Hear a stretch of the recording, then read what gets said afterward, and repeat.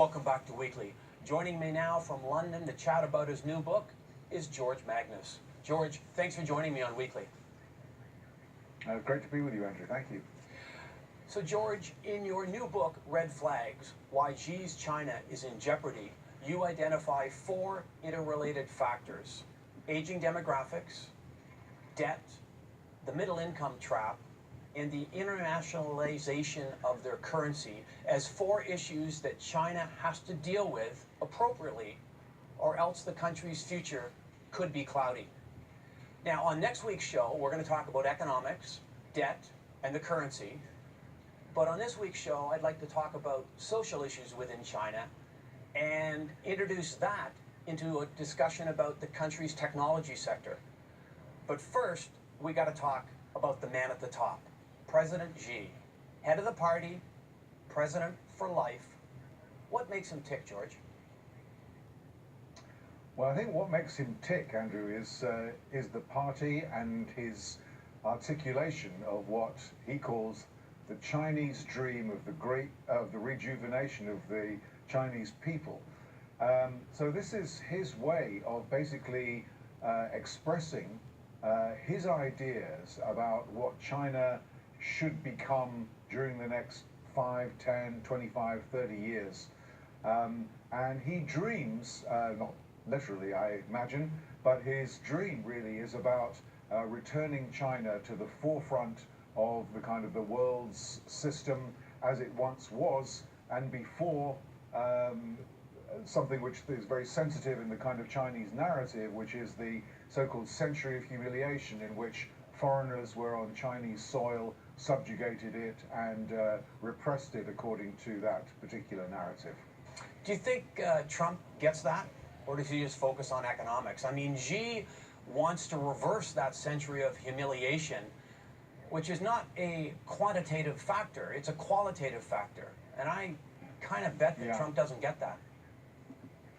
Yeah, I wouldn't bet on it either, but I do think some of his policy advisors understand, actually, that China has undergone a remarkable transformation in the eyes of the Western observer, from a country that maybe 25, 35 years ago was a compliant customer of Western companies, and then it became a very feisty competitor, and now it's very clearly an adversary and rival in matters of trade and technology and investment and military prowess and so on. I do think some of his advisors get that, and Xi Jinping has made no secret of kind of confirming their worst fears, I think. And further to ideology and that reversing that century of humiliation, I kind of get the sense from reading your book, George, that China's Belt and Road Initiative isn't just about economics. No, it's not. And in fact, Xi Jinping, I mean, it's his personal, it is his personal thing, because he basically articulated it in 2013 on a visit to Kazakhstan. But it is his signature foreign policy. So people around the world really, and in China, to be honest, do debate still whether the Belt and Road Initiative is a new development model for the West, for the world, that replaces the Bretton Woods version, or whether it's something that is very China-centric, designed to solve a lot of China's problems at home and benefit China and Chinese companies, Chinese brands, Chinese companies. And obviously for most people the jury is still out, but my own view is that it is a China-centric project, and we do see at one and the same time a lot of countries welcoming Chinese financing for infrastructure, but also a number of very, very celebrated cases of concern. George, it strikes me that they're pretty focused on their ideology at home also, and that the government appears to be using the country's technology sector as a vehicle to enforce and expand ideology. I love a couple of quotes from your book, specifically an Orwellian system of digital surveillance and social control, or another one, state-directed digital authoritarianism. What are your thoughts? Yeah, well, of course, this is a problem which is, in many ways, is not unique to China. And we all have issues nowadays with privacy and with the encroachment of big data and tech companies into our private lives and what happens to our data and personal details and so on and so forth. It's something we're all concerned about. In the Western world, though, we still do have the rule of law, and we have privacy laws that are designed to try to protect us. It is a struggle for us to come to terms with this new technology.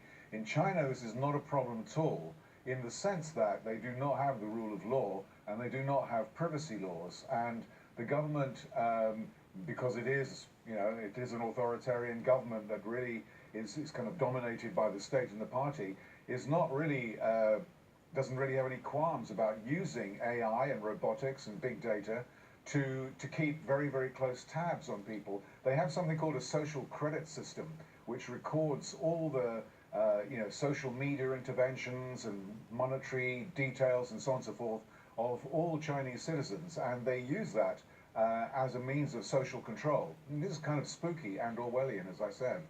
Well, clearly, as we'll talk about next week, China has to succeed in developing its technology sector so as to expand wealth in the country. But as you implied by what you just said, and I'll take it a step further, how the government is increasingly getting involved in corporate decision making, I'm wondering if in the business world, where the government's increasingly getting involved, and in an authoritarian system, whether the technology sector and other sectors can continue to have the type of creativity that's required to develop innovative solutions that generate income for societies. Yeah, it's a great question, and I don't think there is a great answer, to be honest, because it's too soon to tell. I mean, we don't know that an authoritarian country such as China is, and it has become much more so since 2012 when Xi Jinping came to power. We don't know that a country with this kind of governance structure can succeed in spawning the kind of innovation which we have become used to. If we think of, for example, about electricity or the motor car or the steam engine or the internet, I mean, these things were great scientific accomplishments, but their real value was when they became commercialized and when they spawned innovation along in many, many, many sectors. So there's no question the Chinese have proven they're a very technologically able and capable country in terms of what they've already achieved in mobile communications and in e-commerce, for example. But, they want to catch up with AI and robotics and electric cars and battery technology and goodness knows what else. And we'll have to see whether they can do that, because obviously what's happening now is they're going to have to become more self-reliant, because the Western world is going to be much more cagey about cooperating on technology matters and semiconductors and so on. So whether they can pull that off, we don't know. I'm personally quite skeptical, but they're going to try. And what's Trump going to have to do with that? Well, I mean, Trump's whole trade conflict strategy with China is designed to contain the capacity of China to fulfill its technology ambitions. And I mean, whether these tariffs succeed or not is a moot point, but that's clearly what the United States is trying to do. Thanks, George. After the break, I'm going to talk to George about social policies in China. You're watching Weekly on BNN Bloomberg. We'll be back to Weekly. I'm chatting with author George Magnus. George, how's President Xi doing on delivering on the social reforms he talked about years ago?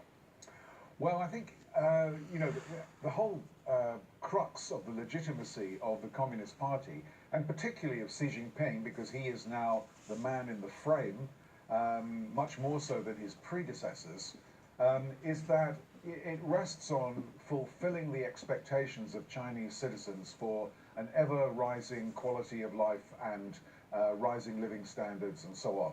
And of course, what we're seeing at the moment in China is the government having a kind of a little bit of a mini panic, actually, about having to stimulate the economy again because it's losing traction thanks to the policies that were introduced in 2016, 2017, and also because of the trade conflict.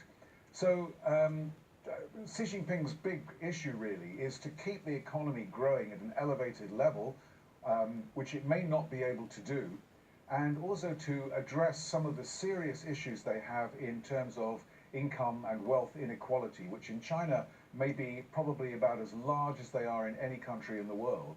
And it could become a source of unrest and certainly disquiet socially. Please talk to me about demographics and the aging population problem. China is not unique. I mean, we all have issues with aging societies and rising life expectancy. The problem in aging from a kind of macro point of view isn't actually that we're living longer past retirement, but that actually our fertility rates, our birth rates actually are too low to replace the people who are retiring. China is no different from the rest of us in this respect, but it is different in two other respects. One is it's aging incredibly quickly. It's the fastest aging country on the planet, and its age structure will change in the next 22 years about as fast as it took us to do in about 70 or 80 years. And the second thing is, and it's going to do this at a level of income per head, which is a fraction of ours.